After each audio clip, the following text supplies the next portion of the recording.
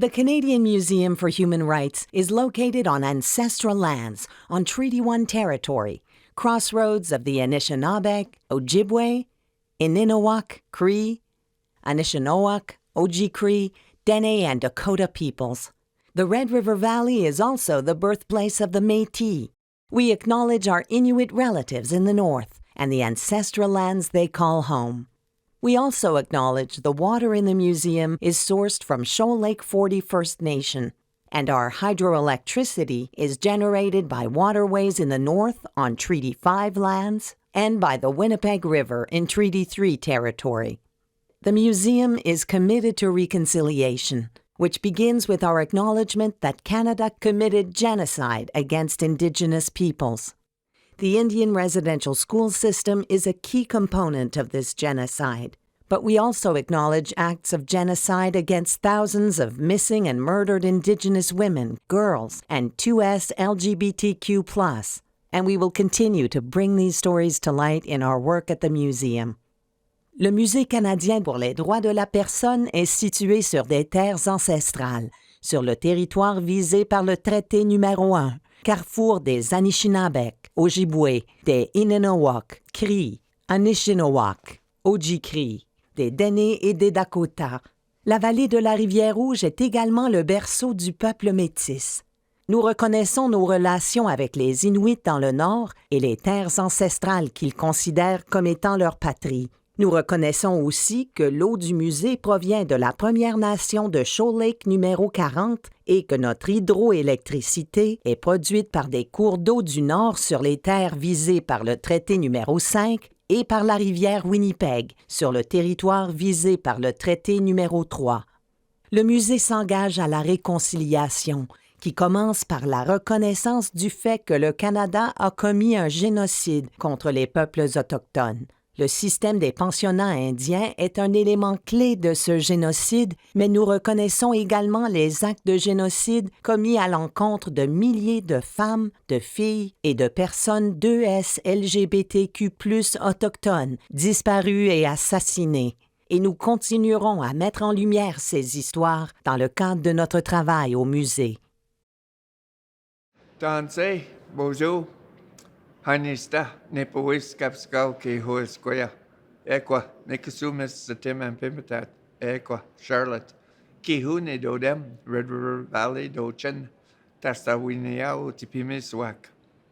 Greetings, my relatives. I'd like to welcome you to this special gala event here at the Human Rights Museum. I attended last year and it was beautiful. And I hope that you enjoyed this evening as much as I did last year. I come to you from Treaty 1 territory, home of the Anishinaabe, Nehiyao, Oji-Cree, Dakota, and Lakota peoples and Denes, and the homeland of the Red River Métis, which I am part of. It's my honor and privilege to be here to welcome you to this beautiful event. And I pray and hope that your evening is well reflected in your lives, that, as I mentioned to a group of young people, the sign that's in front of me up here is all human beings are born free and equal in dignity and rights. Now, I can't think of a better message to send to the world that we are all equal. In our Cree traditions, we have a word, wakotowin, which means kinship, which also reflects that we are related to all human beings here on Mother Earth. We're all related to all the beings on Mother Earth. So I'd like to welcome you to this event, and I hope and pray that you enjoy it as much as I did. Chimigwich, Kinanaskumton, Marcy, merci, thank you, aho.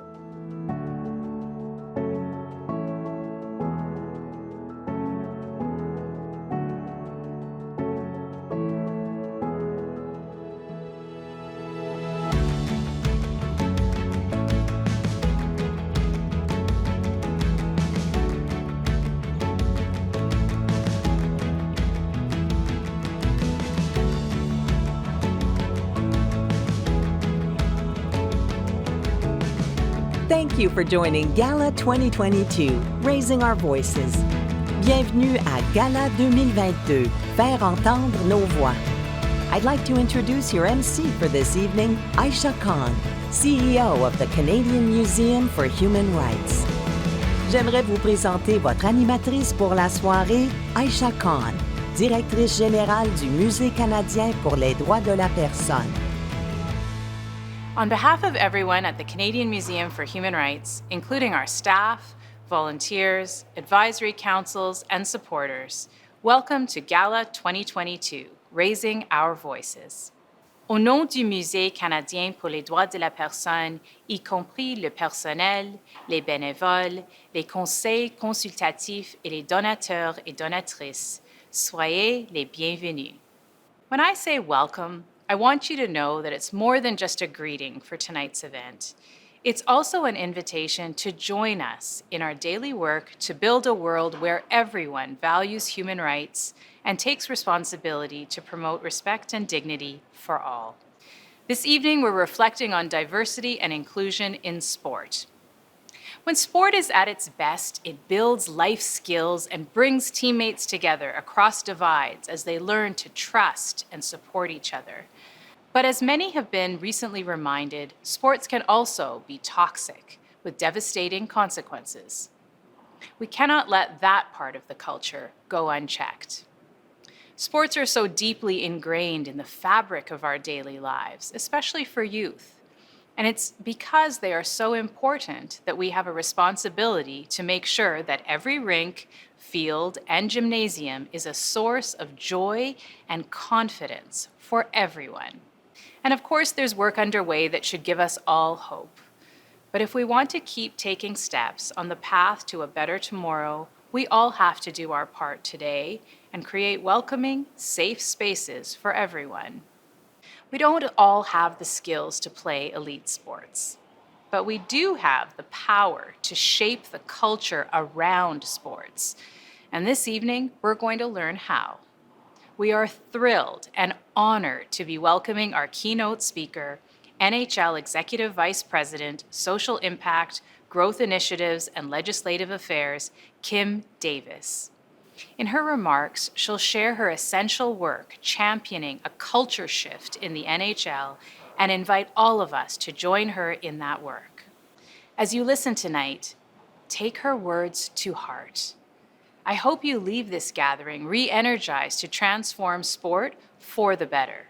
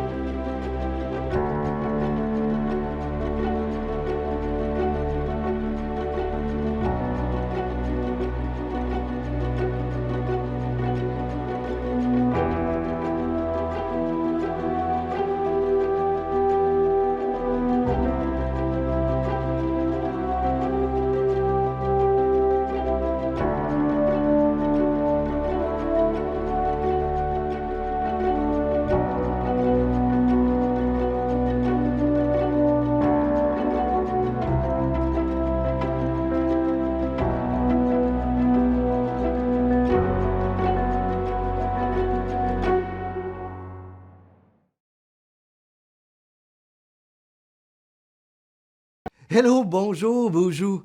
Welcome to this year's Raising Our Voices Gala. I'm happy to join you from Ottawa, the traditional unceded territory of the Algonquin and Anishinaabe people. As Canadians, we understand more than anyone how sports are a unifying force and how they bring us together. We saw that when the Canadian women's soccer team won the gold at the Tokyo Olympics. How proud were we? So proud! And matches, competitions or sports events contribute to building our culture and vibrant communities. Et comme gouvernement, on va continuer à agir de façon concrète et efficace pour soutenir tout ça. I wish you a very, very successful evening. Enjoy tonight's speakers and performers. Thank you. Merci, Miigwech. Good evening. It's my pleasure to join you virtually for the Friends of the Canadian Museum for Human Rights Gala, Raising Our Voices. It is with great hope and humility that we come together today in person and online, to recognize the importance of human rights and human rights education.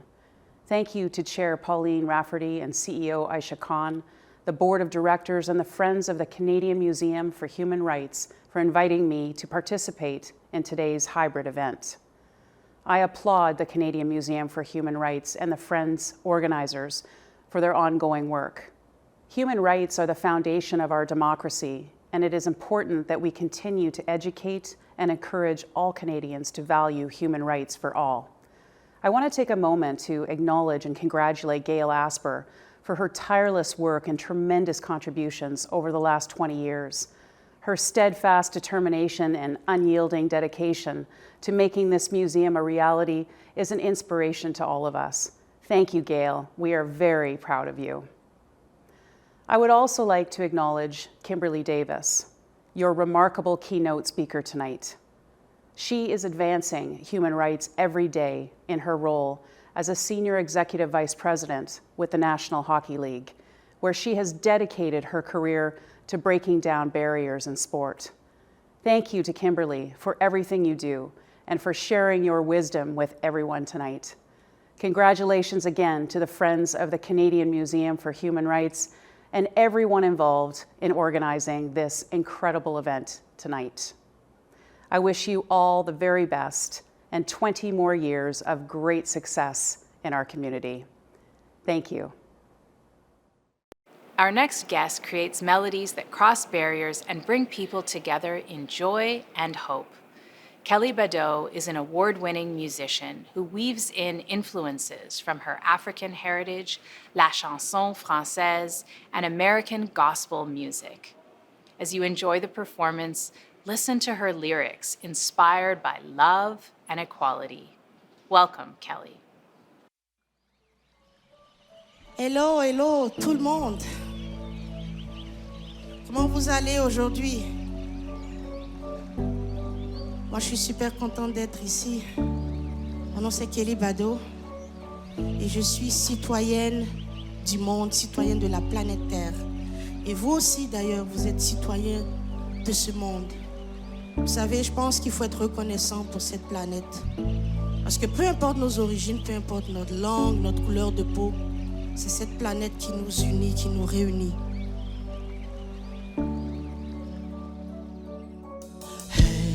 Hey, hey, hey, hey.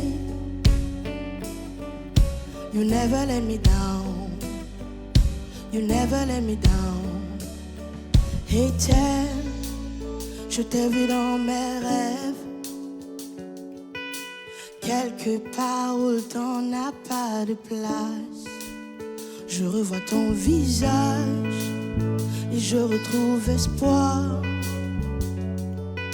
Sous le baobab aux mille et une histoires, ta flamme nous éclaire. Keep on spinning, round and round like you have from the beginning. Never too slow, never too fast. Keep on giving it up, up, up, giving it up. So we can keep on living it up, up, up, living it up. Tu es tout un mystère, revêtu des aurores boréales, forte comme une montagne, et pourtant si fragile. Tu n'as jamais baissé les bras, alors réveille l'étincelle en moi. Keep on spinning, round and round like you have from the beginning. Never too slow, never too fast. Keep on giving it up, up, up, giving it up. So we can keep on living it up, up, up, living it up. Hey, hey, hey, hey, hey. You never let me down. You never let me down. We sing here together. Hey, hey, hey, hey, hey.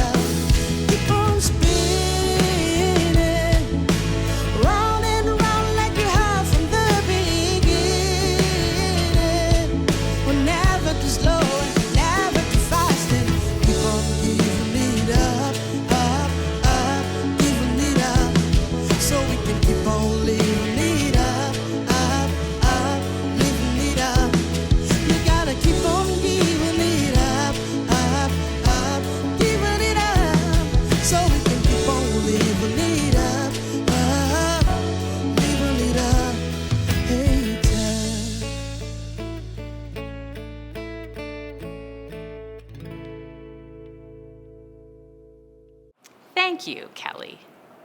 I'm thrilled to introduce our keynote speaker this evening, Kim Davis.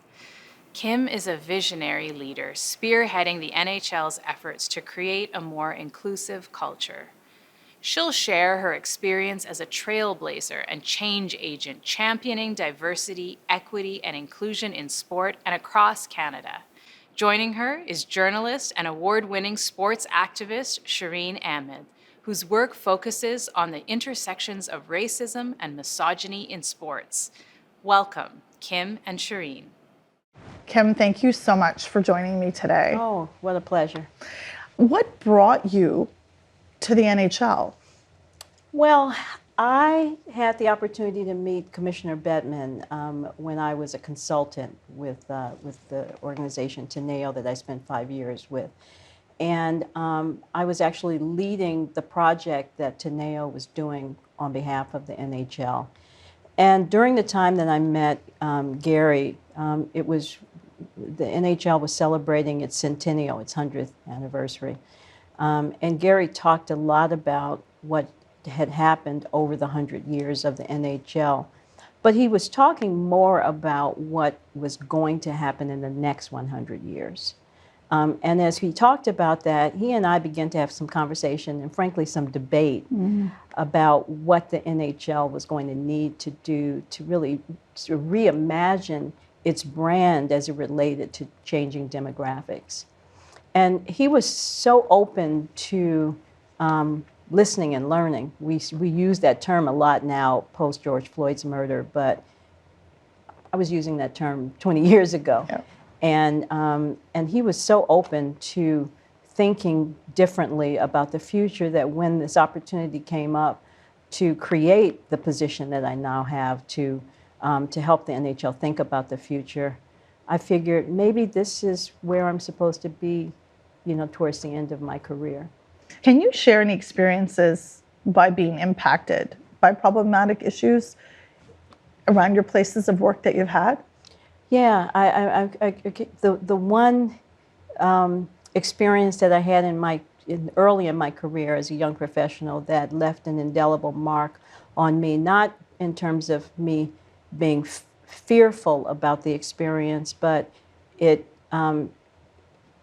created that continued drive to be fearless. And that is when I started my career at a big company, Aetna Life and Casualty, which no longer exists in Hartford, Connecticut. I was in a finance management program, and in my first rotation, I worked for a guy who told me in no uncertain terms that he did not see a place for, quote, people like me in this work, and that he was going to do everything to ensure that I wasn't successful. Those were his exact words. And here I am, a 23-year-old, literally 1,000 miles away from any family in this foreign land. And I was lucky enough to have this group of Black and brown executives around me at Aetna who wrapped their arms around me and helped me navigate that situation and that experience. And I came out on the other side of that stronger and better and wiser. And I said to myself at that very moment that if I was ever in a position to make sure that young professionals that looked like me didn't run into any folks like the person that I had that experience with, that I would do everything in my power to make sure that happened. And that's been a driving force for me over the past 40 years. And that being fearless that you speak of, that's particularly helpful. At times, and as you very well know, many national sporting organizations in Canada, they're in the news lately, and not for great reasons. Horrible cases of abuse or various allegations and accusation. It's really been a tough time to love hockey, to be honest. Yeah. And how do you manage and bring with you that fearlessness to the forefront of a space that seems like at times toxicity is really embedded into the culture, into such a masculine culture? One of the reasons that I spend so much time out in our 32 clubs is because it inspires me to see the goodness in our sport. And when you are out in those places, in those spaces, and you actually see for yourself, not necessarily what the cameras pan every night, but you see families and families of color in these places, and they love the sport of hockey. And you go and you visit the leagues, the clubs, and you see the real commitment to change that's happening on the ground that we don't see every day, that we don't experience. It inspires me to want to use my privilege and the platform that I have to make sure that this game is better when I leave it than when I started, when I found it. And so that's what inspires me. And some days it's hard. Some days it's discouraging. But I believe that every day is the first day of the rest of your life. And you sort of look at that and you move forward with the intention of making it better. And what would you say to people, and there's many these days, that are critical of the NHL for not having a domestic violence policy? Yeah, first of all, there is a domestic violence policy statement. The same way there is a fan code of conduct statement. It's not clear. It's not accessible in places where people can go right to it, and it's inconsistent. And we have to work on all of our policies and our codes of conduct in a more consistent and unified way. We have to continue to create learning opportunities and training opportunities at every level in our sport, because you know what? When you know better, you do better. And so we ought to be criticized. We should take it on the chin. We need to hear how people view and see us, and we need to do better. And that's what I say to that. I don't think we can put up a defense for things that we have to improve on. We just need to lean into them and improve. How do you explain to other people and emphasize the importance of connecting community and justice with hockey? Yeah. Well, if you don't connect community and justice to the sport of hockey, ultimately we are not going to grow our fan base. And why is that important? It's important because demographics, not are shifting, have shifted all over North America. When I took this job almost 5 years ago, one of the first things we did was we reached out to the Brookings Institute in Washington, D.C. The leading demographer there is an old friend. And I asked him to look at his demographic longitudinal data and to overlay our then 31 hockey markets, because Seattle wasn't a team yet. And I asked them to see how are those markets compared to where we were seeing demographic shifts across North America. And his first cut said that of our 31 markets, 23 of them were already majority minority for Gen Z and millennials. That's data that I immediately took on the road to the owners and the presidents of the clubs, because many of them hadn't even looked at the demographics. So that's the imperative for why we have to do this work. It's not just the right thing to do, and Commissioner Bettman always talks about this being the right thing to do, and I appreciate that. But this is a must-do if our sport is going to continue to survive and thrive over the course of the next couple of decades. I just saw a tweet yesterday that 31% of the female fan base has grown in hockey in your tenure here. And why do you think that is? Well, you know, Billie Jean King says it best. When you see it, you believe you can be it. And I just know, just from the small network that I have on LinkedIn of women and how inspired, not just women of color, but all women are inspired by seeing women who stand in their authentic selves, talking about why this is important and not apologizing for why we should be seen around the table and why we don't deserve a seat. We have a seat. we have to take that seat around the table. And so I think women are inspired. Women have always loved hockey. Women in hockey goes back to the 1800s. There are articles in Ottawa, written about women.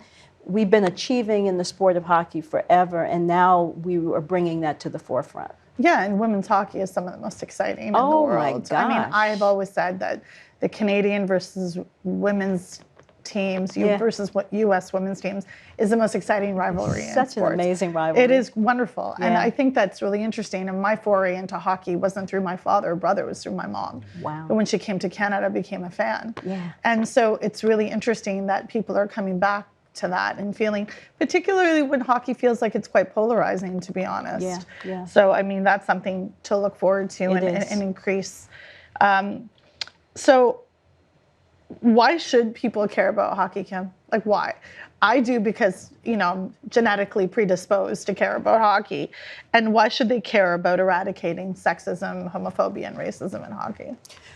I think if you look at the the principles and the values of hockey, they are really important. They are enduring, and I think they are the principles that we all want to see in our society, and we want our young people to see: teamwork, resiliency, dedication, respect. All of those are really, really important and enduring values, and the sport of hockey teaches that at its purest level, right? At its purest level. And we need to make sure that we get back to that. The issues that we've seen in different parts of the hockey ecosystem are issues that have been made by adults, not thinking about the impact that it has on generations of young kids. We need to get back and become child-centered as we think about the future of hockey. So I think that's one reason. It is an exciting sport. And, one of the great cultural attributes of most communities of color is the enthusiasm and the excitement and the vibrance of our cultures. And hockey and the way hockey is played aligns with that vibrancy and that excitement that our cultural communities love. And so the authentic exposure and the welcoming that we need to make sure is consistently created in the sport is something that every child should experience if they want to. It should be their choice to choose, and it should not be something that they don't feel is for them. And this is all part of an inclusion, model of inclusion within sport, which is so important. And I actually once heard you explain that EDI work is truly human rights work. Yeah. And for the Friends, for the Canadian Museum for Human Rights, that's so key. It's pivotal, which is why it's so important to talk to you. What are the dots that still need to be connected for people, for fans and non-fans who don't understand why equity and inclusion and diversity, why do they matter in sport? And why is it human rights work? Well, it's human rights work because how we operate in our communities is a function of our understanding the intersection of culture, which is really what inclusion is. Inclusion is how do you make the mix work, right? And often people get it confused. They think that diversity and inclusion are synonymous, and they're not. Diversity is about the mix. And I often say you can have the mix and people still not feel treated equitably and to feel like they are included as part of the fabric of how the culture of an organization or an entity works. The human rights aspect of it is that the connective tissue is in my way of thinking, centers around dignity. I think the connection between diversity, equity, and inclusion is this notion of dignity.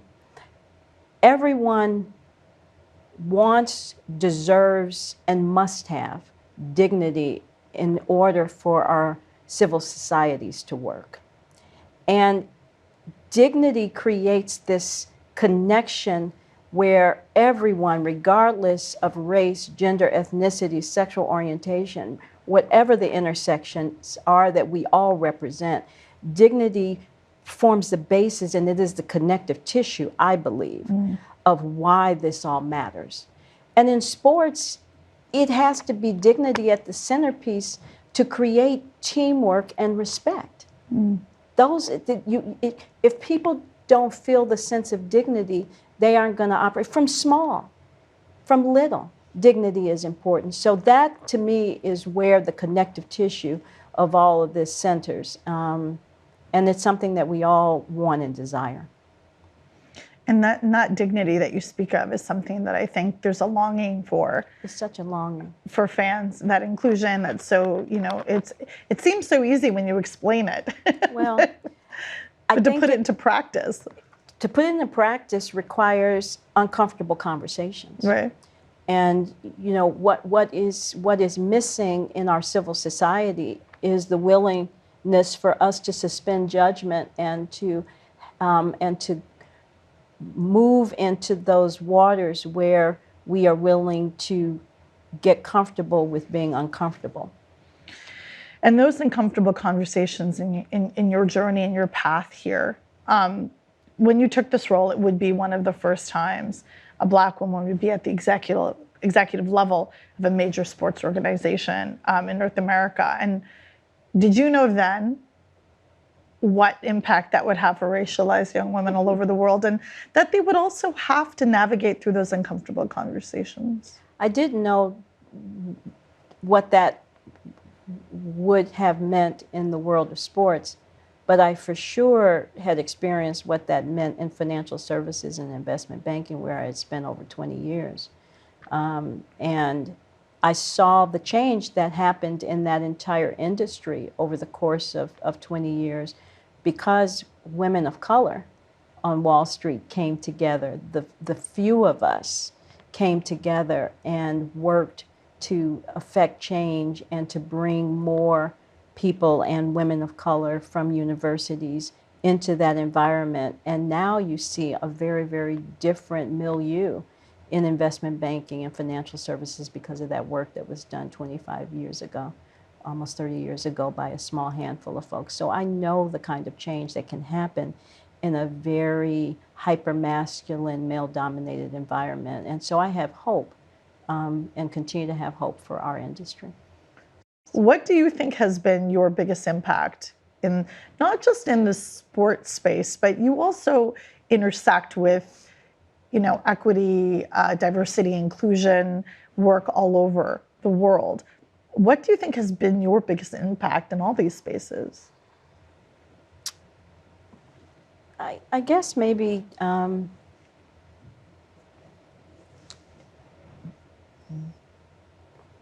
being, if I can use the word that my grandmother used all the time, being fearless and modeling the behavior that I think we seek, or at least trying to model the behavior, and being very, very authentic and transparent. I mean, with me, what you see is what you get. I say it the way I'm going to say it. I don't try to mince words.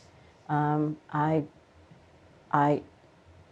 am humble because I was raised to be, and I think that hopefully that side of me, that part of me, comes across, and it seems to inspire people, which I'm happy to know that is what happens. My last question is actually, I feel like I have so many I could talk to you for hours, but my last question is, what have you learned about yourself in this particular role, but that you didn't know? I learned that I could take all of the things that I had not done well over the past 40 years, the mistakes that I made in different parts of my career, and take all of that and put it into motion in a way that created this whole new learning path for me to inspire a new generation of leaders. And that's really what you asked me earlier, what keeps me motivated and inspired. And as I have thought about it in the back of my mind as you and I have been talking, I would say that what really keeps me inspired is feeling like I am having an impact on the next generation of leaders in this sport. This is not about me. I probably may not have come to the NHL 20 years ago because I wasn't mature enough in my experience to withstand the headwinds of change that we have to go through. But because of the things that I've learned and seen and not done well over the course of the past 40 years, I can now take all of that and create a pathway for change here that I know I will leave this sport better than I found it. It won't be perfect, but it will be better. And that keeps me motivated. That's awesome. Thank you so much. Kim Davis, what can I say? Thank you so much on behalf of Friends of the Canadian Museum for Human Rights. This has been it's been so special for people to get to know you, but also, rebuild their connection and trust in a place where it's perhaps wavered. So I personally really appreciate this, and we'll be thinking a lot about what being fearless means. And, if there was a call to action that you could give all of our friends out there and supporters of the museum and the community and everybody in general, what would you ask them to do? To be a brave leader. Every one of us in our own places and spaces can be brave. And it is going to take that kind of bravery for us to change our civil society and for us to change our communities. And each one of us has a responsibility to do that. That's great. Thank you so much.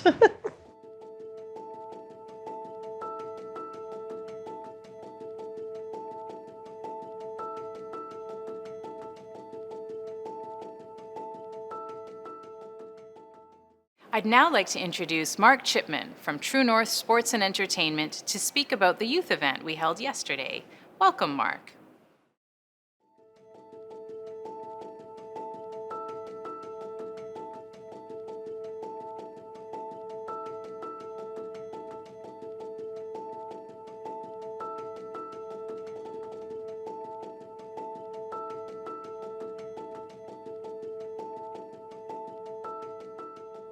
So at the True North Youth Foundation, we engage with a wide and very diverse group of youth across our province through three primary programs. Our Hockey Academy, approximately 800 kids across a school year, up to 70,000 through Project 11, and then several thousand more at Camp Manitou in the summer months and throughout the year. And we're doing this to invest in our youth and really to let them know how much they matter. And so aligning ourselves with this event just made perfect sense. It allows us to renew the partnership we've had with WASAC for a long, long time, and honestly just fit perfectly with the aims of our foundation. Thanks, Mark. Next, I'd like to introduce Arnie Thorstensen, Chair of the Friends Board of Directors and Chair of our Gala this year, Gala 2022, Raising Our Voices. Welcome, Arnie. On behalf of the Board of Friends, I'd like to take a moment to recognize one of our outgoing board members at the CMHR and the honorary chair of this event, Gail Asper. Without her 15 years of dedication, we would quite literally not be here today. Gail spearheaded the Friends Capital campaign that raised more than $150 million to establish the museum, the largest fundraising campaign ever for a National Museum of Canada. She continues to play a pivotal part in the museum's success through her involvement on the Board of Friends and in her role as president of the Asper Foundation. Gail, we will be sad to see you retire from the CMHR board, but are wishing you all the best. We know that you will continue to serve as the #1 fundraising champion for Friends of the CMHR.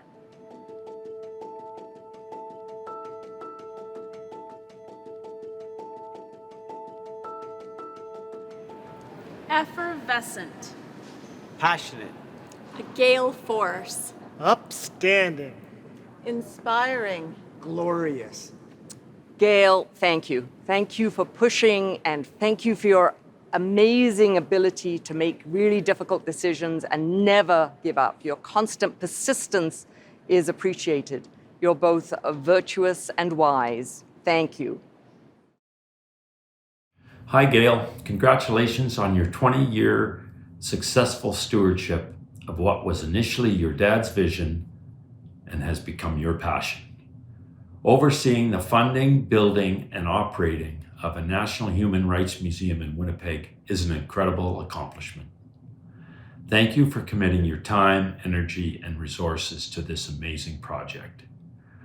The people of Winnipeg and all those who visit the museum are educated and enlightened by their experience. I know I am. When I met you in Calgary in 2005, you convinced me on the spot of the genuine need and merits of this project. That rings true today more than ever. Initially, I was a harder sell than you realized. As I got to know you and Mo, the sell became easier and softer. After a couple of lunches at the Forks, including a nice bottle of Caymus, I was putty in your hands. You supported naming the Garden of Contemplation after me, which was a great honor. But really, Gail, once you got to know me, don't you think the Stu Clark Beer Garden of Contemplation would have been more appropriate? All kidding aside, you have truly fulfilled your dad's vision and reached for the stars. I'm thankful that you introduced me to the museum, its purpose, and what it stands for, and I'm proud to have partnered with you in its development. When I reflect on what Gail has done for our community, one word comes to mind: perseverance. Some people believe perseverance is what carries you through to the end, but the truth is, perseverance is the hard work you do after you get tired of doing the hard work you've already done. In other words, it's not what gets you there, it's what keeps you going. A wonderful example is Gail's determination in making the dream of the Canadian Museum for Human Rights a reality. Since then, her tireless work as a dynamic leader, builder, and philanthropist has not stopped or even slowed down. Gail, I'm proud of you and everything you have accomplished, especially over the past 20 years. Congratulations and cheers, my friend. Hi, Gail, and congratulations. It's been 20 years for the Canadian Museum for Human Rights, and we're just so excited at what it has become and what it is still going to become. Congratulations, and we're so excited that we're spending this wonderful evening with you. Thank you. On a fundraising call to Toronto to an unnamed corporation, to an unnamed CEO, I was with Gail Asper. We met with the CEO and he looked at her and he said, Gail, I have responded to your texts, I responded to your email, I responded to your letters, and I responded to the phone calls. The reason I'm meeting with you in person is to tell you that we are not going to be supporting the CMHR. There's a moment of quiet. Gail and I headed out. She pushed the button to summon the elevator.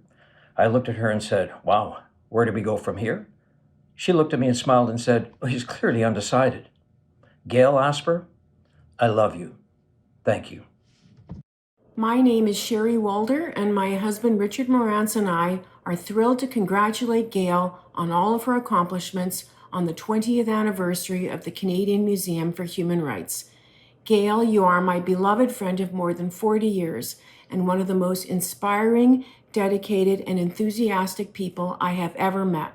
This beautiful museum is a testament to your unique level of energy and devotion to the things that matter to you most. You are also a woman with a million things swirling around in her head at any given moment, whom I lovingly call the Queen of the Non Sequitur. So, Gail, in honor of you and your unique way of reminding yourself as to what you are supposed to say next, we are very proud of you. I think the most important accomplishment is the fact that we got this museum done, that we opened in 2014 and we were able to do it without any compromises on the architecture and the exhibit plan. And I just want to thank the inaugural board of the museum, led by Arnie Thorstensen, and our acting CEO at the time, Patrick O'Reilly, for voting to support the Antoine Predock design and the Ralph Applebaum exhibit plan. I also can't believe that we were able to complete the capital campaign. We raised $150 million. That's more money than all of the other national museums have raised combined. And I'm proud of the fact that 75% of that capital campaign came from Manitobans. I think the biggest obstacle that we had to overcome was convincing people that it was possible to build a world-class museum here in Winnipeg. One of the other huge obstacles we had to overcome was convincing the federal government to make this a national museum and provide the operating funding, without which we knew we couldn't succeed. But the Right Honourable Stephen Harper believed that not all badges of federalism need to be in Ottawa, and he convinced the Canadian Heritage Department to make this a national museum. So that was our really, really big obstacle that once we overcame that, we knew we were on our way. I've been on the board for 14 years and I've had incredible memories. First of all, working with truly extraordinary people who I'm always grateful to them for the time that they've put in. I think we were all thrilled when we opened. Obviously, the opening was one of the most important events in the history of this museum. But I also remember something small, but the fight for the alabaster ramps. When we were in the building phase, costs were going up and there was some thought we had to value engineer out the alabaster. And I remember one of our board members, Lisa Pankratz, who crunched the numbers and said, no, we can afford the alabaster. We should afford the alabaster. And Antoine Predock, our architect, was thrilled because he really felt this was a signature piece of the experience. And the other truly extraordinary moment was when we found out we were going to be on the $10 bill, along with Viola Desmond, who was a human rights champion that we had been talking about for years and years and years. And it was such a vindication and a validation of our work to be such a young organization and know that we are being enshrined permanently on the $10 bill. I just want to say how privileged and honored I am to have worked with so many extraordinary people on the board. There have been countless people, including Arnie Thorstensen, who did step up when this museum was not even a hole in the ground. It was just the idea, and he had to lead the board to make it a reality.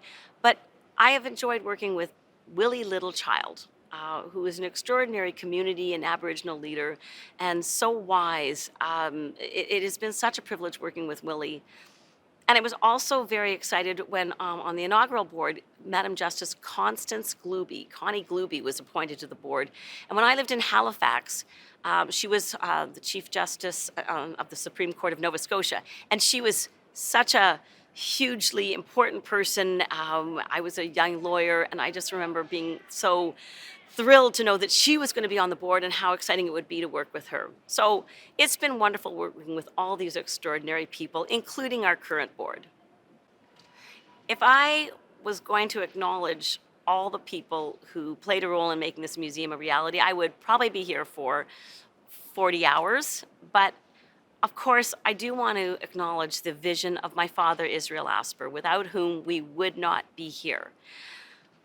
Apart from him, of course, I do thank my wonderful husband and kids and my friends and Mo Levy, the executive director of the Asper Foundation, because when my dad died very suddenly, he was able to pick up everything and move the project forward and convinced my beautiful mother, Babs, who is the chair of the Asper Foundation board, and my brothers, David and Leonard, and our other trustee, Richard Leipzig, to continue this project.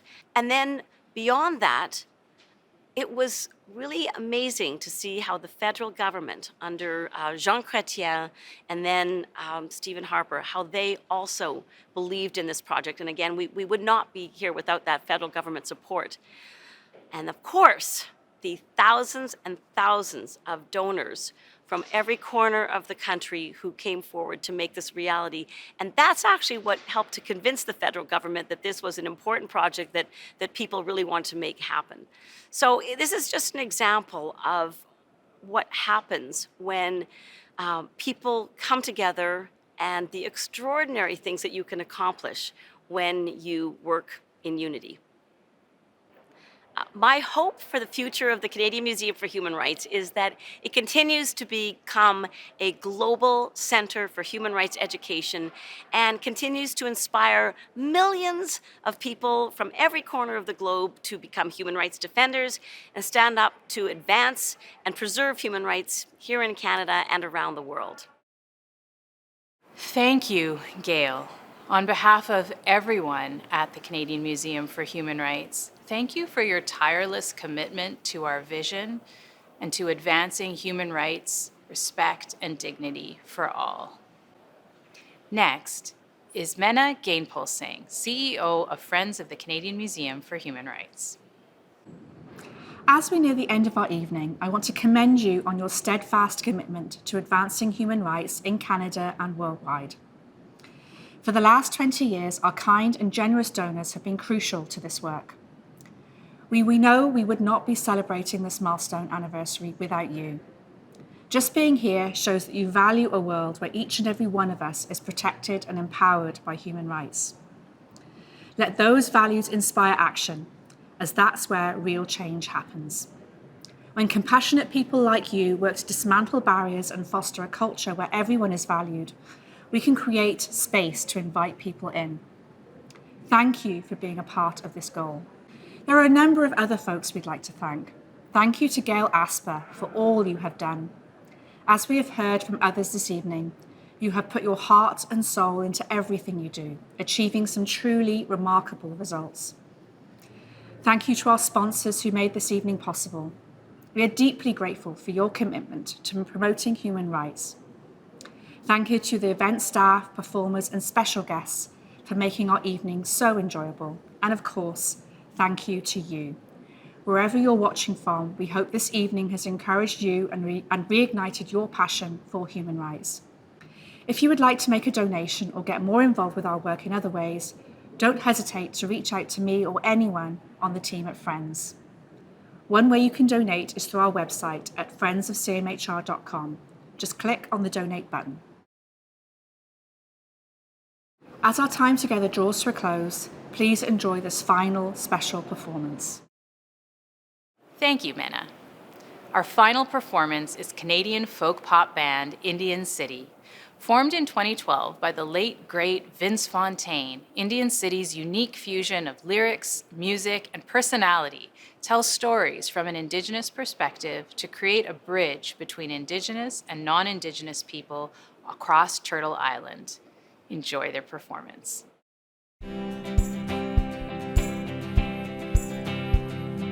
Join the parade today. Let them see our light. Show them the path we're creating. Toss all your fears away. Let them know we have the right. There ain't no reason or rhyme for separating. Stars are moving, spinning. It's beginning. People, we're gonna have our say. 'Cause we're getting closer, so much closer. Pretty soon, tomorrow will be today. So take a picture, show the world, make it last forever. I can't resist you, we're not alone. Let's walk this path together. Roll the dice and take a chance to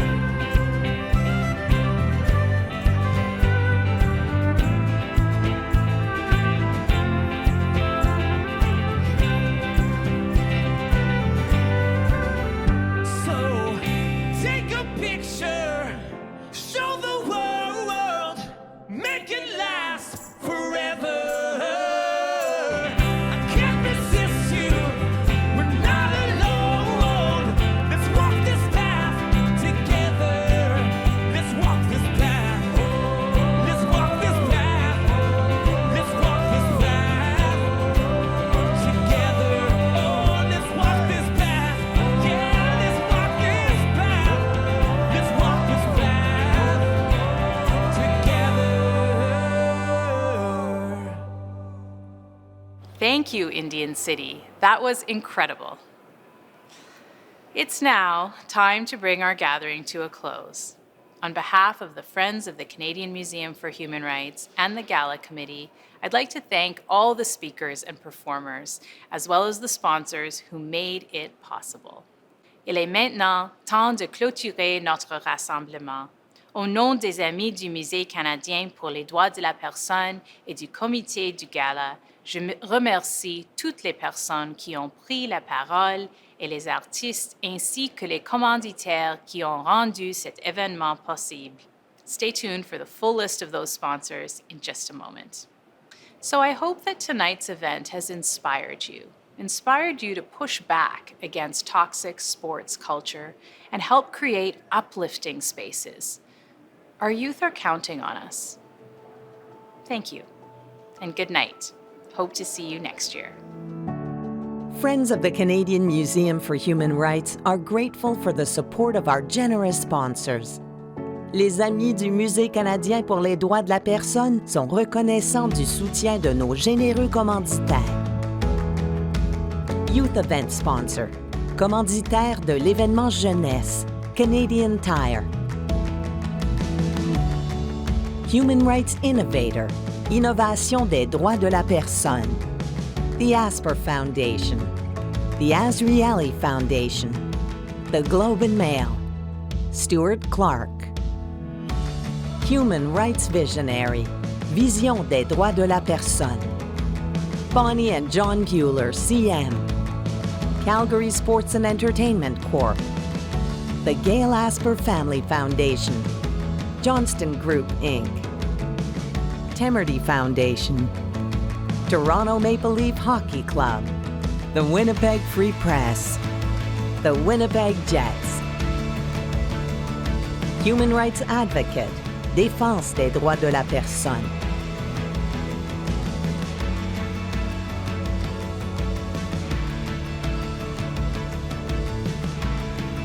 Human Rights Benefactor. Bienfaisance des droits de la personne.